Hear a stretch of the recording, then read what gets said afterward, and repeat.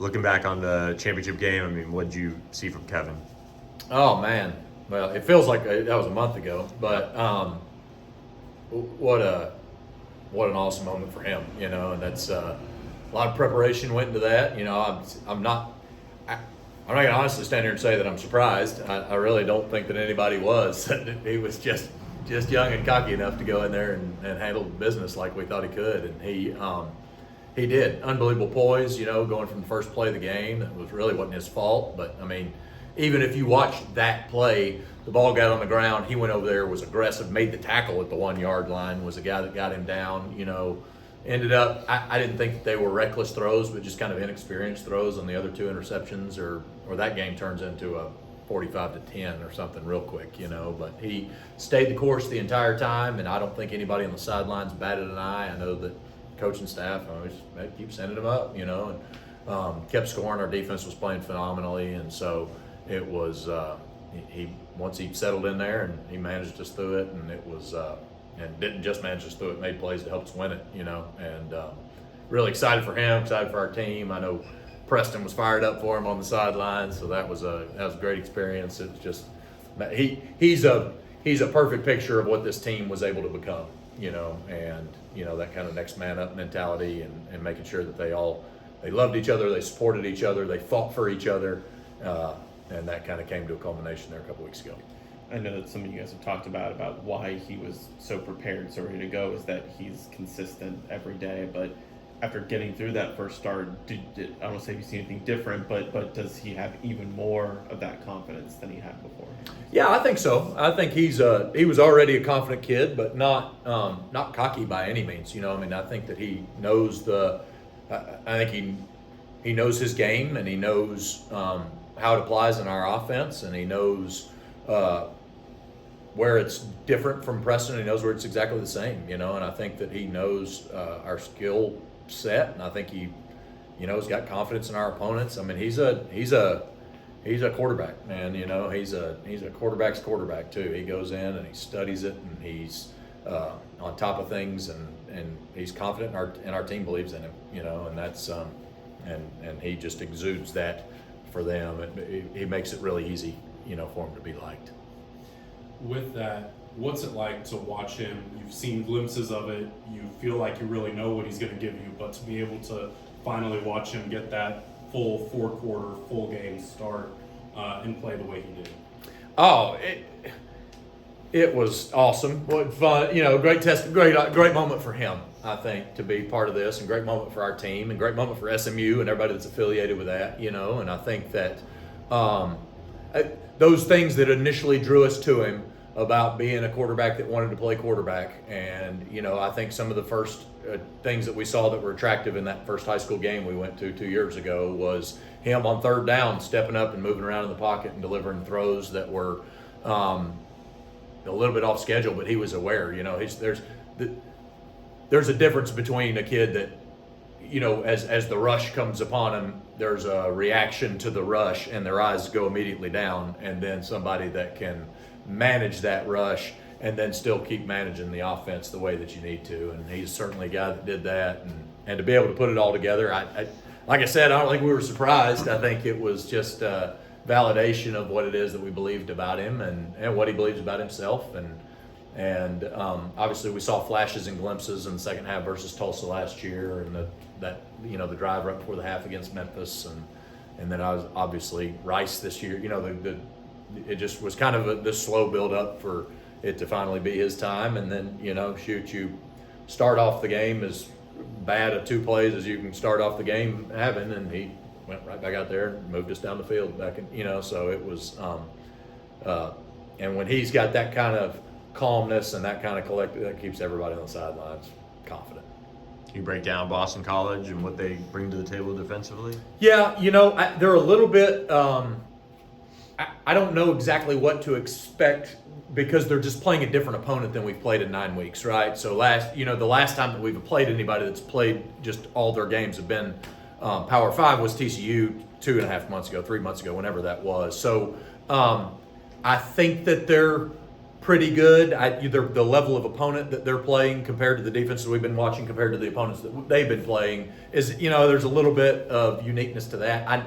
Halfley's done a great job for a long time. We played them when I was at Missouri a couple of years ago up there, and they had a tough defense, I thought. And I know he's heavily involved in what it is that they do, and they play hard and they move to the ball. They don't give up a ton of big plays. So there'll be a unique challenge. They're not a heavy pressure team. I think they kind of line up and they show you what they are and they give you what they give you. So it kind of demands that you execute. But as far as their skill level, I know that they've had some guys in and out of the portal and doing some things. Obviously we can't control that. We got to take what we see on film and we got to apply, our offense and try to go give our kids the best chance they can to win. I know Coach Lashley will go deep into it, but is there a possibility of you moving back up into the box for the bowl game? Or yeah, I think for the bowl game we probably will do that. Just from the standpoint of we just need a full-time set of eyes up there. That's somewhere that I've been, and that's a natural transition back there. I feel pretty comfortable with RJ right now and Micah and their ability to rotate through there. Obviously, Adam's a guy that could show up and play some. So Probably. I don't know that we've fully hammered that thing out yet. I don't even know what a Fenway Park press box looks like, but we'll be. I don't know. I've had a game in my career where I sat in a tent on top of a deal, so we'll figure it out. As long as the headsets work, we'll be all right. What have you seen from De'Eric working with the quarterback? I know it's just a couple practices, but what have you seen from him? Yeah, De'Eric, they love him. Obviously, he's a guy that's played in this offense, so that it makes a lot of sense for him to give him feedback, and he gives it a unique perspective. I think that some others can't. Obviously, he's been around our unit all fall.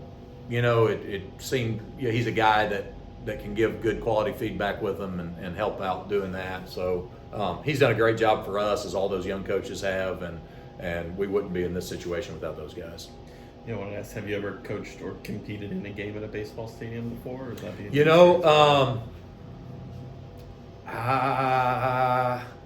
I've not, I don't think. When my dad was coaching, he coached at the old Astrodome back when Houston played their home games there back in the 90s. So I've seen that, but I don't think that I've been to an actual baseball park that was converted. So. With what this offense has been able to accomplish this season and what you've seen now with Kevin running it, just how important has everything you've talked about, from having multiple offensive linemen, the receiver depth, the running back depth, the quarterback depth? I mean, it's what it takes to win a championship, to go into a game like this with a chance to win a 12th game. Just how much does that maybe, I can't think of the word, but kind of justify what you guys do and have talked to them? Yeah, I think for sure it reaffirms what we think about roster management in this day and age. I think that we've got to, obviously we want to capitalize and finish this thing the right way for this team, right? So first, I think that SMU's only won 12 games one time, right, in school history. So it's so we got a chance to hit that mark again, right? Already conference champions, already undefeated in those situations, right? So you got a chance to leave another mark. But I think that we have to start forward thinking here about, that's what we've been doing for the last 2 weeks, right? We landed and gave high five Sunday, and then we were back on the road Monday after the Tulane game to go find some guys that can help us out, moving forward. But I think that certainly depth is important, and certainly at this day and age, you got 85 scholarships, and all 85 of them are potentially valuable in the next season, and I think that you got to take that approach as you move forward. I think both sides of the ball have not seen the light, but reaffirmed the light that, yes, we believe in big men, right? So we got to make sure that from an O-line, D-line standpoint, that we got to continue to contribute and build there. And I think we're the poster child for what a transfer destination could look like right now. I think guys that are out there looking for those, and what Dallas can provide and what SMU can provide, and what not just from an academic standpoint, but from an athletic standpoint, and moving to this conference and the new facility that we got going, I think that will be really, really attractive to guys that are looking to kind of for that next move. Go ahead. Do you think it kind of says anything about the team that you guys are so you guys have been active in the transfer portal. You see it get these strong results, but then it's come to bowl season. A lot of teams, they look completely different because of the portal, but the team. I think it says a seems ton. the same, yeah. I think it says a ton. I think it says a ton about what Coach Lashley's established as a culture here, and our guys have bought into that. And that's, you know, the very first things that we tell them when they set foot on campus for both years that we've been here has been, we challenge these teams. They all talk about wanting to win a championship, right? Everybody that's here when Coach Lashley first took the job, and we did that, right? And so parts of bringing that in is like, we're going to bring players in that are going to help us win a championship, right? And that's not that's not an insult to the guys that are here. It's like, we got to build the best roster that we possibly can, given the modern tactics that you can do that, right? And so, but we told them and we challenged them those first 2 times, right?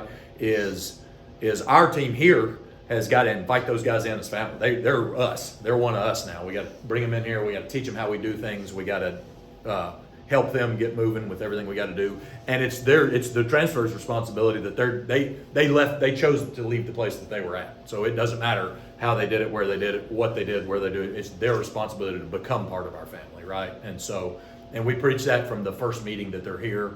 And I mean, it's resonated, it's stuck. I don't know that that's like, you know, mind blowing for any other program that's bringing in teams like that. But they've done a great job here of doing that, right? And we've transitioned between, you know, great quarterbacks, right, all the way through, and we've transitioned with linemen, and we've got high school guys that we still sign that are multiple year guys, and we've got guys that have come in that are fresh. And so I think that some of these guys sit there and they know what bringing a transfer in can do to your team. And then transfers know what it's like to be a new guy on this team, and those are both strong testaments, I think, in the recruiting world right now with guys like that. With Nolan moving on, does this give Adam Moore and maybe even a Trip Reardon a bigger opportunity in the bowl game? Like, have you been working? Yeah, I'd like for that to be the case. You know, happy for Nolan. He wants to play one more year, and that's a great opportunity for him. He was a great contributor to our team this year, so pulling for him. And but yeah, it's time for Adam to step up and be ready to go, and we'll see how he handles the cold and all. You know, he was free. He was teeth chattering out here today, so we'll make sure he's mentally ready for that. And Tripp's a guy that should play in some regard, particularly on special teams. If he's ready to go offensively, I know Micah Hiltz has had a really good month of development here. I'm pretty confident with him being in the game right now. You know, to supplement what we're doing with RJ.